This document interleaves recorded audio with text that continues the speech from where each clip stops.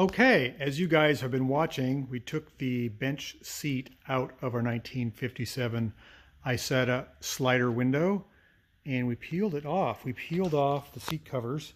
This is the original 1957 seat cover. That is what's called a basket weave. You can see the pattern there. It's woven like an old basket. It's vinyl with sort of a dark maroon piping. It's original to the car. I'm going to see if I can replicate this with a upholstery guy in town. And I don't know what to do about the mohair.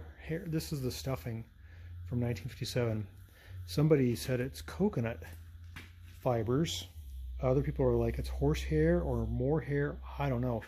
But you can see what I've been riding on. I've been driving this car for a while, and I've basically been riding right on the... This is my driver's seat cushion right here. And there's nothing other than just me riding on the springs. And every now and then you hit a bump and you hit this bracket right back here. Oh, it goes right up your spine. So we're going to see if we can redo this, redo that, and then put it back in the Isetta and have a nice driving car. It makes a huge difference. It's like adding a whole new suspension when you stuff the seat. Okay, welcome back to the channel. Welcome back to the Two-Stroke Turbo YouTube channel, where all things automotive are happening. We got the Isetta seat frame cleaned up, wire brushed, painted. We've got our jute backing. We've got our new seat covers. We've got our foam. We've got the other seat cover up there on the stand, and we got the car to put it in. Now we just got to put it all together and make it work. How's that going to work? Are we upholstery experts now? I think so. Okay, so we're working on our seat upholstery for our BMW Isetta. It's not going as fast as I'd like, but we're making some good progress. We got the seat down here on the floor. I've got a shop rag or towel or whatever you call blanket down, and I'm working on both the seat back and the seat base. This is the seat base, and I've got it wrapped in burlap. Of course, I blasted and cleaned the seat bottom, made sure that all the springs and everything are in good shape. I've purchased some high density foam.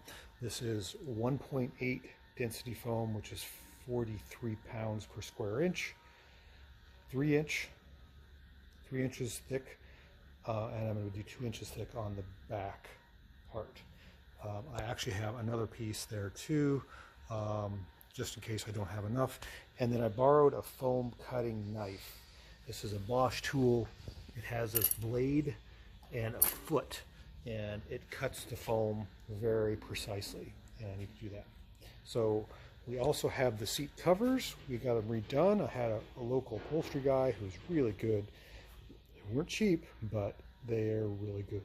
So I've got the covers, the foam, my labor and time, which is endless and infinite, I guess, and I'm going to make this all, put this all together and make it work better than new.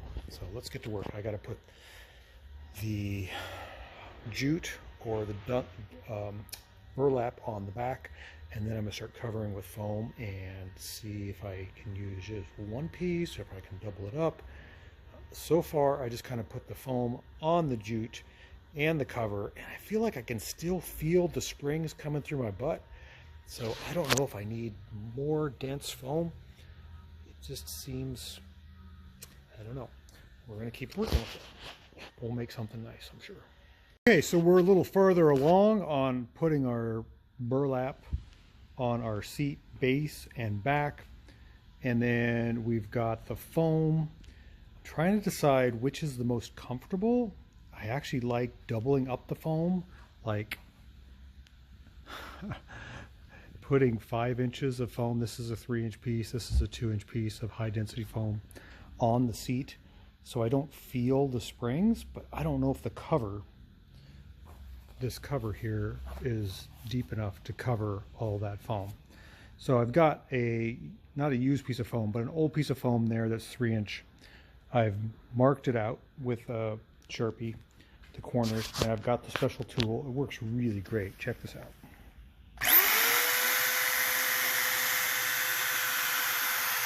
special foam cutting tool. I've made this pattern. You don't have to use the hot torch method, and if you try to use a box knife, it's terrible. So we're going to cut this out. We're going to put that on there and see how that feels. I think I'm going to want another piece, but I don't know if I can, because I don't know if the cover, which is up there, will cover 5 inches of foam. That's what I'd like, but we'll see. Okay, I think we got something. So we have a bunch of scrap foam now on the floor. The yellow foam there is the base and the white is the top. So I've got kind of a sandwich, and I have the cover now on my seat. It's not stretched. I got to get it into the sunshine over there and see if I can warm it up a little bit and help me with the stretching. But this is now a couch. Look at this. Firm. I've got to basically take this edge and pull and wrap it, a good 2 inches around the base and hog tie it.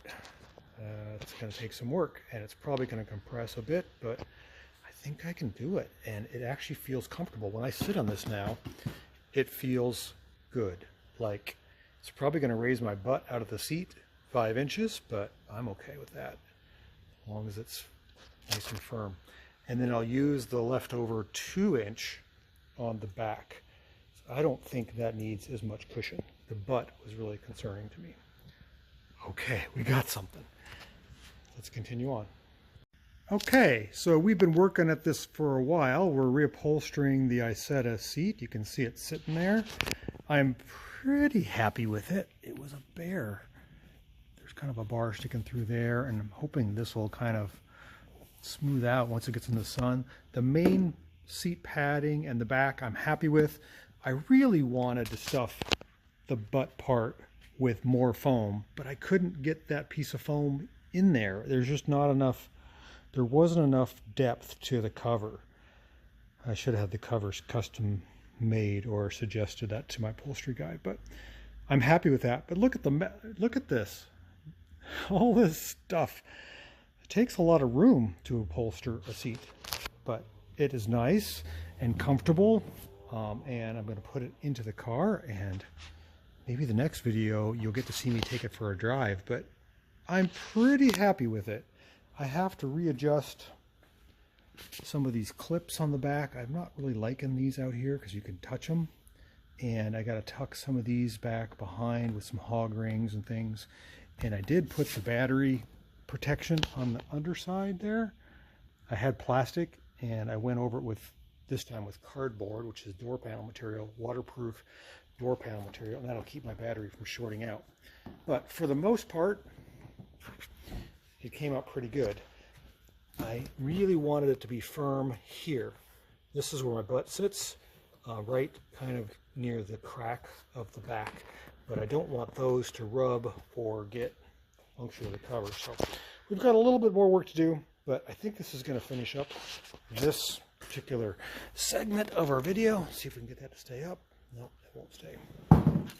But that was a lot of work. I've opened my mind and done a little seat upholstery. One more thing to chalk up to my mechanical masterpieces. Thanks for watching. We'll catch you on the next video. And don't be afraid to take on some upholstery work yourself. It'll make your car look better, make you feel better. And when you feel good, things are good, right? We'll see you later.